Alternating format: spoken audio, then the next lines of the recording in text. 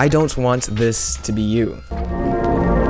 This is the final step to winning your war. Here's our kit. The armor, sword, and axe are pretty self-explanatory, except that the primary weapon to use is always a sword. The axe is for disabling shields, the potions are strength and swiftness with a few fire resistance. A totem in case we get low, but it should always be a last resort versus golden apples or pearls. Then bottles of enchanting to mend the armor. Crit spam is a skill where we chain together critical hits against our opponent to deal the most damage. Crits add 50% of the weapon's base attack damage, which adds up extremely quickly. Versus a player in full prot for netherite, absorption, and saturation, they reach 0 hearts in 13 hits by critting and using strength 2. This is what a critical hit sounds like, and to do one, there are 2 criteria. We're falling and we're not doing a sprint hit. This is not very well known, but we can crit while sprinting. Start sprinting, do a sprint hit or knockback hit, you can tell by the subtitle, and then the next hits are critical hits. The other way to do a crit is just to stop sprinting altogether and hit while falling down. Whatever we do, netherite armor's reduced knockback is the main reason this is possible. It's harder to get knocked away and harder for you to knock your opponent out of your reach. This means that the winner is whoever can track their opponent better while timing for a crit, unless we use a combo break.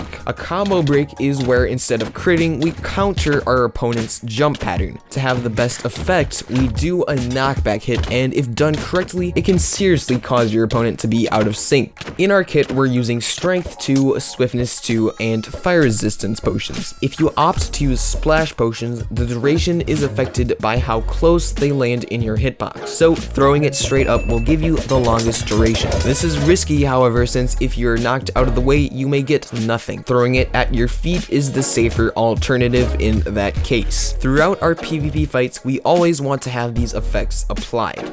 I have a mod installed which displays saturation over the hunger bar, and it's a perfect visual for how it works. Hunger is controlled by another hidden bar called exhaustion, and whenever this reaches 4 points, it resets and our hunger goes down by 1 point. When we heal, we gain 6 exhaustion points, so a full saturation bar equals 7 extra hearts. By eating 2 golden apples from full health, we can get the full saturation and be better prepared to engage a player in a fight, since we have the extra regen. When our saturation runs out and we stop regenerating, this is where we use our other items, ender pearls and golden apples. The last thing we want is to use our totem, so pearling away, gapping either once or 3 times to achieve the full saturation is important. As a general rule, use a golden apple or pearl before reaching 5 hearts. The reason we don't want to use a totem of undying is because it removes all our status effects, even the good ones. We lose our strength and, most importantly, our swiftness, allowing our opponent to play extremely aggressively. If we do lose a totem, reapply the status effects and heal up ASAP. Reapplying a totem is a good chance to check up on our armor durability. This is a quick drop kit, and this is an attrition kit. Bottles of enchanting seriously boost the amount of time you can fight before having to regear.